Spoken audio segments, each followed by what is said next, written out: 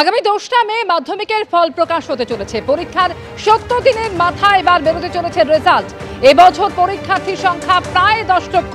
২রা মে পর্ষদের ওয়েবসাইটে জানা যাবে রেজাল্ট। কৃষ্ণেন্দু অধিকারী রয়েছেন টেলিফোন লাইনে। কৃষ্ণেন্দু, পরীক্ষার ৭০ দিনের মাথায় ফল প্রকাশ হতে চলেছে মাধ্যমিকের আগামী ২রা মে।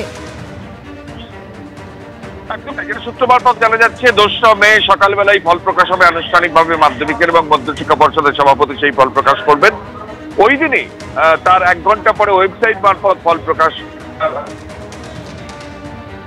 তুমি জানো যে মধ্যশিক্ষা পর্ষদের বাইরে এখন ঘেরাও চলছে কার্যত, এবং সেই প্রেক্ষাপটে মাধ্যমিকের ফল প্রকাশিত কবে হবে তা নিয়ে একটা দ্বন্দ্ব তৈরি হয়েছিল। কিন্তু যেটা সূত্র মারফত জানা যাচ্ছে, সর্বশেষ সিদ্ধান্ত অনুযায়ী যেটা চূড়ান্ত হয়েছে, দিন ২রা মে সকালবেলা মাধ্যমিকের ফল প্রকাশ হবে। প্রায় ১০ লক্ষ ছুঁই পরীক্ষার্থী এবার পরীক্ষা দিয়েছিলেন এবং ১০ই ফেব্রুয়ারি থেকে ২২শে ফেব্রুয়ারি পর্যন্ত পরীক্ষা চলেছিল।